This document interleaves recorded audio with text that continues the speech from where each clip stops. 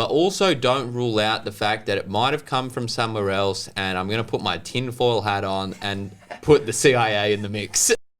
Okay, one thing though, in terms of real legislation and government policy that Joel has been really involved in, that I did want to talk to him about, is lockdowns. And I know COVID is kind of a boring topic for everybody at this stage. We're like fucking 12 months into it, and everyone's had the shits with it, including me. Yeah. But Joel, you, from a very early point, outlined 14 points about what a country needs to do to kind of get around COVID or stay afloat during COVID, or you can explain it more than me. Yeah. We're in a situation now in New South Wales where we've had a little outbreak. They've put mandatory masks in. Why don't you explain for people quickly what your position on... Because it's not really about the disease at the end of the day, is it?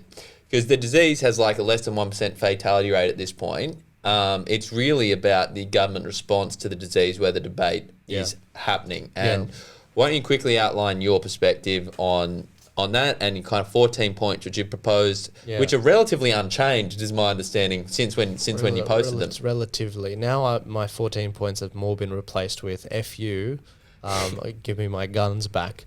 But no, seriously, the more this virus has gone on, the more I've been of the, like, one of the just to show you how much I've shifted, one of the things was we need masks. Now I've obviously shifted on that, because it turns out I filmed that in 7 months ago. I outlaid the point 7 months ago, and my opinion's changed on that, because nothing definitively in 7 months, or even the whole of 2020, has definitively said that they work or they don't work. Let's just do a quick hit on fucking Fauci for a second. Oh my God. The alleged Times Person of the Year contender, who said early on that masks don't work on like national TV networks, then to retract that and say we need masks, and said his previous comments were motivated to stop the purchasing of masks by regular people to secure the supply for medical workers.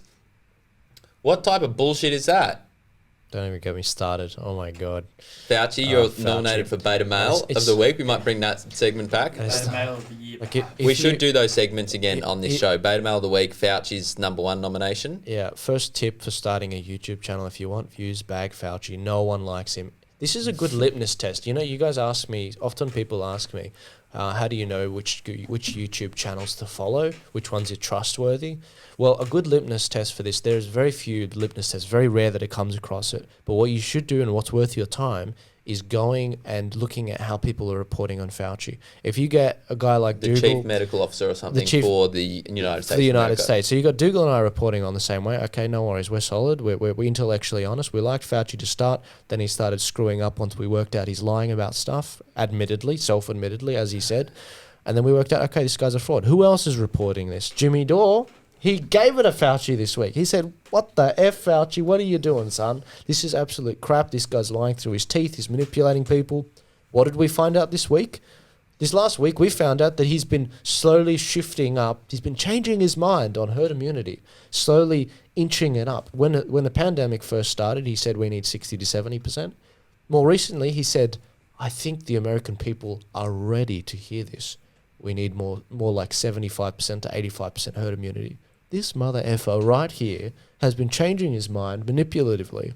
Moving the goalposts. That's the problem. Moving the goalposts. Yeah, giving people hope. You know, it's like bait. Well, this comes back to the whole idea of science, right? When people say you have to trust the medical experts, they know about science, right? You hear that from every single person who is advocating for anything to do with COVID. You have to trust the science. Trust the science, trust the experts. And then you find that the chief medical officer, basically for the most productive economy on the history of the planet, is coming in and deciding willy-nilly whether or not they're going to do lockdowns, whether or not they're going to make mask wearing mandatory, whether or not they're going to basically make essential services shut down or whatever it is. You say, well, obviously the science isn't settled, number one. Obviously the experts aren't in agreement. And the whole idea that the scientific community is always in consensus around the actual facts, it shows that that whole thesis is crap. Because you have so many doctors coming out and saying lockdowns don't work. Yeah.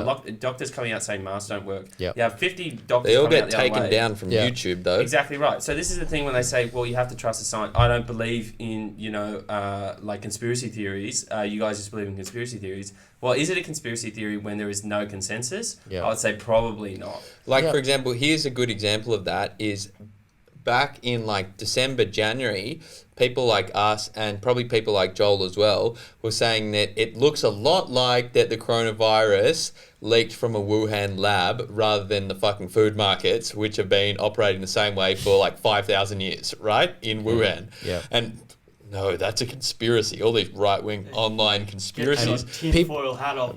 People got banned. And now now all the data is saying, look, it probably leaked from this level 4 fucking lab in Wuhan for bioweapons. Oh, the lead researcher there working at the time was a specialist in COVID. You had like 15 interns in there, obviously looking like the Flintstone crew, like coming in and out, touching bats and stuff, like manipulating viruses. It gets out in Wuhan. It's like the only level 4 bioweapons lab in the country, right? And it just happens that it's a COVID virus where the lead researcher there is an expert in COVID. And everyone's going, must have been the wet markets. Must have been the bats. Must have been the wet Bro, markets. how fucking bad would you feel if you were one of those fucking interns that just fucked the entire world for the next several years? Possibly started a war. And also we find out, let's not forget this, let's edge this into YouTube. Let's not forget that Fauci... Fuck also, you, YouTube. Fauci also decided to give the Wuhan Lab a $3.5 million grant.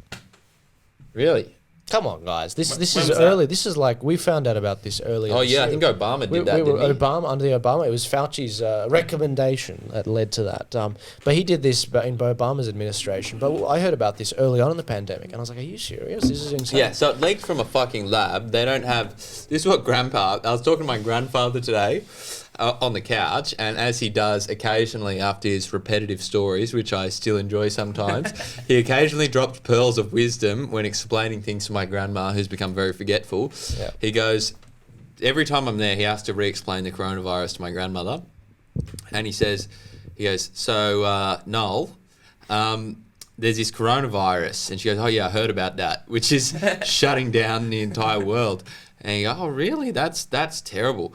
And he goes, yeah, so they apparently developed it in this lab in Wuhan, China, and they didn't have antibiotics for it. And I go, oh wow, that's terrible. Yeah. And it's like, so they developed these fucking diseases in labs with no fucking antibiotics or anything. Apparently the thing is that, so bats are fairly unique in the sense that they can be carrying at any one time thousands of actually deadly diseases for anyone else. And so kind of the Who could carry them?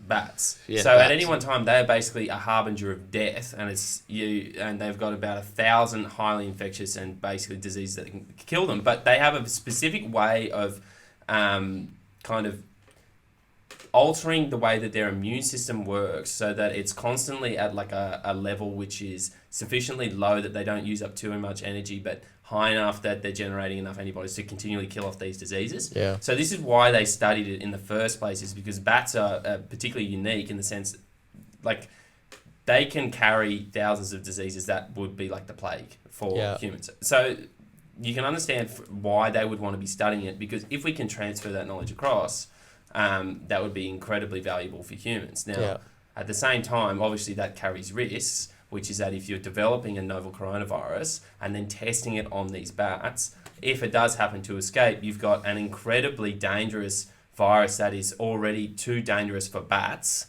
which are incredibly good at dealing with already incredibly dangerous viruses. So if it does leak out, it's going to be highly infectious and highly dangerous. Now, we're lucky in this sense that it doesn't really...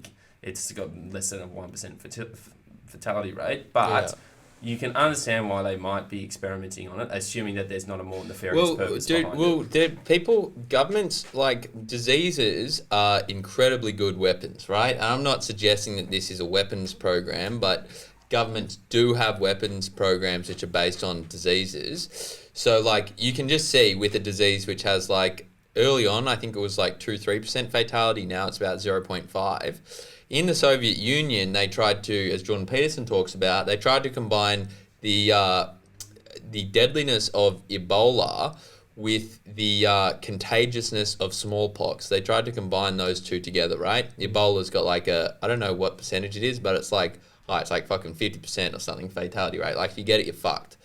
Even if you don't die, you're still fucked. And so it's like the governments have these weapons, and that was in like the 60s or the 70s, right? They would definitely, with the addition of data analysis, they would definitely have some cool and exceptionally deadly diseases today.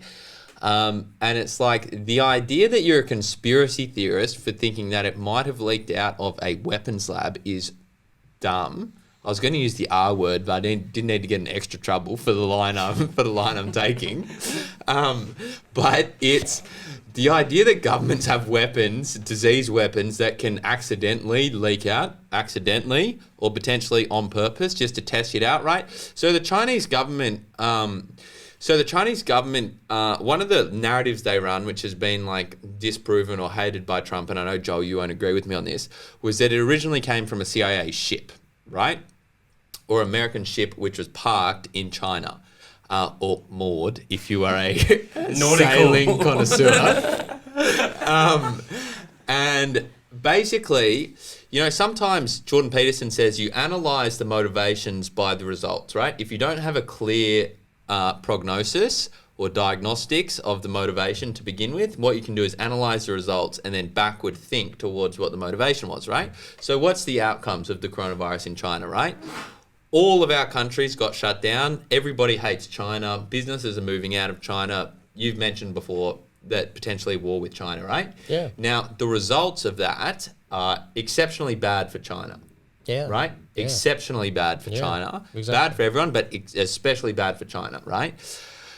So I guess the point I'm making is that I would say we don't know where the damn thing came from. We're thinking a weapons lab. That's the best guess in Wuhan.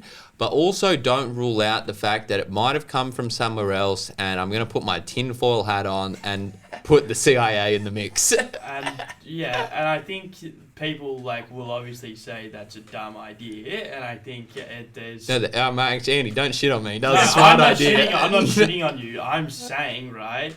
The same people who would say that's a dumb idea are the same people who know the shitty track record of the CIA and American government, and you can track that back to a bunch of different places where they completely shit on whole populations.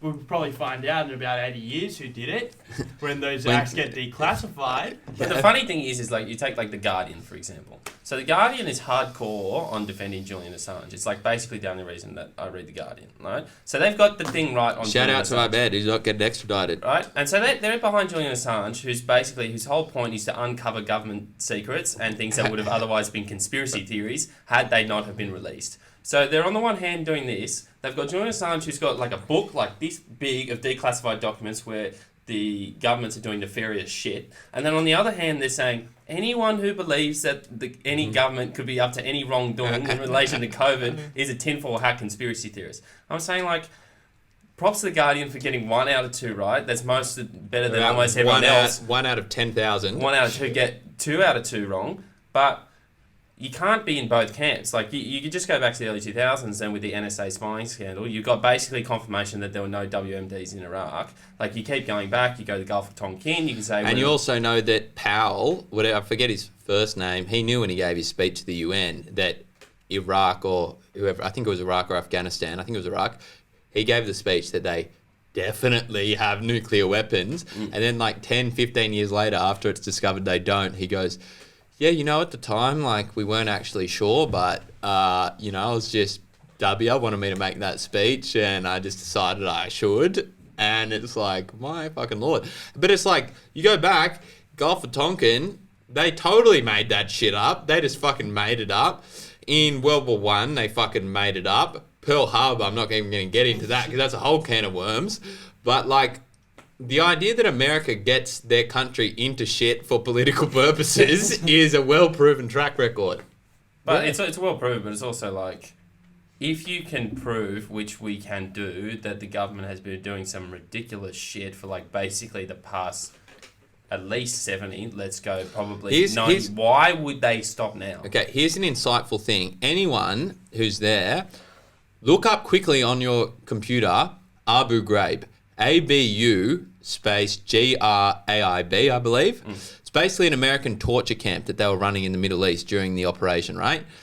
Just quickly look it up, and then you tell us who's the goodies. That's actually where they get the Standford Prison Experiment. The guy who did, his name's, I think he's Daniel Zimbardo, who ran initially the Standford Prison Experiment, right? And Can you explain what that is? Stanford Prison Experiment is a really famous psychological experiment that they ran at Stanford. I think it was in like the 70s. And basically what they did was that they got a random group of about 20 university students. They told 10 to be prisoners, 10 to be guards, right? And he just wanted to see what would happen. Within 3 days, they had to shut the thing down because the guards had the prisoners walking up and down naked, sexually assaulting them, sexually abusing them. And basically the whole point of it was that if you put ordinary people into particular situations, their tendency to become extremely animalistic, violent, aggressive. Andy, you'd have no idea what I'd do to you, boy. Their tendency to become all of those things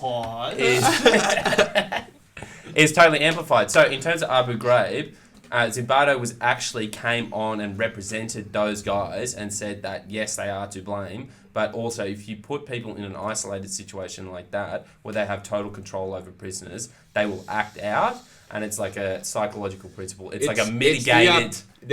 There's a part of the brain, I forget what it's called. I was listening to a Jordan Peterson lecture. The hypothalamus? The hypothalamus, right? He says you can look at yourself fairly as like a rational person, a good person, whatever. Try not eating food for 3 days and then see where you're at. See where you're at in terms of how you treat people. See where you're at in terms of what you're willing to do to get food if you're still a normal civilized person in 3 days without eating. And the truth is you're not, and you can't control it. But that being said, the only workable solution is to make everyone responsible for their own actions and also reduce the likelihood of a situation like that coming into being, which essentially means don't go invading countries. It's like if you go into Vietnam and expect what's that situation called in Vietnam where the American soldiers just went through and killed them. No, that's in China. That's China. But that's a good situation, right? That's a good situation. That's a good situation, Andy. Not sure why I also thought that was Vietnam. You hit it on the green from the wrong fairway. Yeah. Also, that's right. it's called Nanjing, but Nanking is what Westerners called it because they didn't know Chinese back in the day, but I'm very good at Chinese. And so basically the Japs went into this city called Nanjing, which was the Chinese capital at the time. Armin's gonna take the shisha, and basically they had full control over this city that they were in a big war with China, and they just killed 300,000 people in a month, and then they kept tens of thousands of women in their comfort houses to rape kind of whenever they liked, right? Right. And so China has like a big memorial day for that. I lived in Nanjing for like a year, and there was one time at like a certain time of the day, might have been 12, where we all had to stand up in class and do a minute of silence in Nanjing for all the people that got raped that day. Every year they have a ceremony with, the Chinese, Xi Jinping will come to that ceremony every year. Long Tan. Is that what you're talking about? Could be Long Tan. I think that might have been Australian, but no, I don't think it is. But anyway, the Japs went into this place and just raped them all, and the Chinese never forgave them. And so that's exactly right. Prison experiment. Bringing it back to what we were talking about, Alex, you want to pick that ball up? Because I don't know where we were. The point was, if you don't think the government's doing ridiculous shit, you're the conspiracy theorist. The second thing is that we shouldn't be promoting instances where situations like that arise.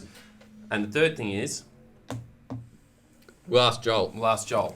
Joel, what's your take on the... Joel should... Is the government doing silly shit in regards to COVID for non-medical... purposes or potentially nefarious purposes in general?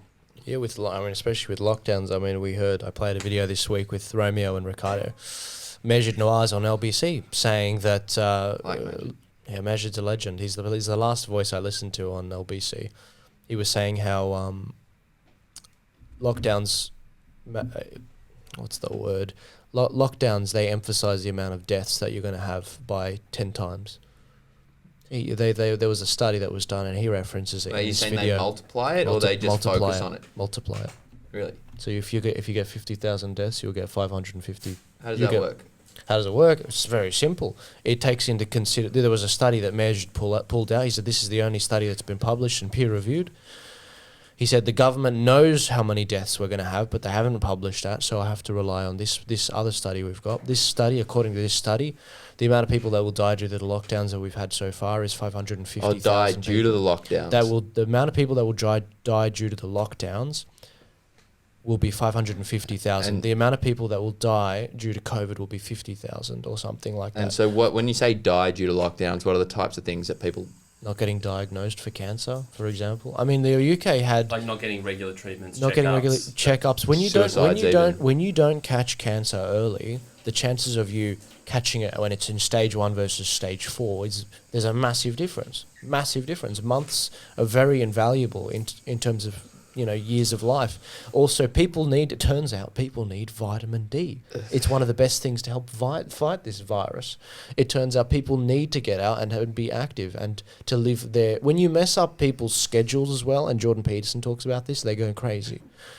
All of these things play into the death. Anxiety, depression, suicides are skyrocketing. I think in the US, where just from the first lockdowns, in the US, the call centers that were having all of these calls, the suicide hotlines were up 500% in terms of the amount of calls they were getting. Yet the government's like, no, we have to protect the vulnerable. That's actually the strongest argument against the lockdowns. I think it's even stronger, like from a practical and more transmissible way than freedom, is to say actually there's going to be more people that die from the lockdowns than from COVID. Yeah, exactly. That's a way simpler and more effective message simple. Than saying the government's taking away my rights. It's so simple, but this is what I think happened. What happened was when we first had the pandemic, we had China who got hit by it first, and you don't want the communist country of the world, the biggest one, being like setting the standard. This is how it's done. Because once they set the standard... The industry standard. All of the other governments can be like, oh, it's politically expedient for me and safe for me, because no one wants to be held liable in the West, because it's already been done over in China, and it supposedly worked. They were welding people in their homes, and it supposedly worked. It was some very harsh lockdowns they had there. So they set the standard. All the governments around the world, none of them had any intestinal fortitude. They all committed to this strategy, which is a bad strategy. And because of that, no one has the intestinal fortitude anymore. And this goes back to the moral aspect. No one has any intestinal fortitude to try something different and listen to the experts. So now we're in a situation where you've got the conspiracy theories running wild. No one has any leadership. And you've got scientists and big tech which are being censored, and we find ourselves in the middle where this video. Andy, you're going to say something. Well, I'm just going to say on that, like it's hard to convince the public of like what I would perceive as the right side, which is the anti-lockdown side, if you don't win like the moral battle. And I think that's where a lot of times people fall short, is that we have all these great points about freedom and like economic prosperity and shit like that, which are all really valid and really should be brought forward.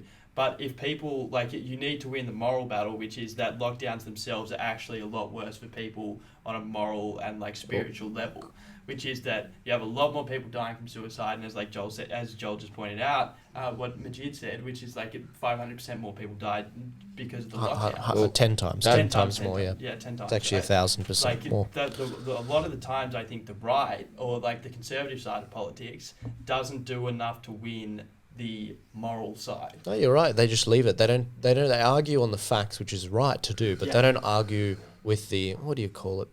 They argue too much with language. Yeah, what are the Greek words? They argue too much with the logos, not enough with the ethos or something. Pathos or something. Pathos, yeah, the emotion. And that's what the left are so good at. We need Medicare for all.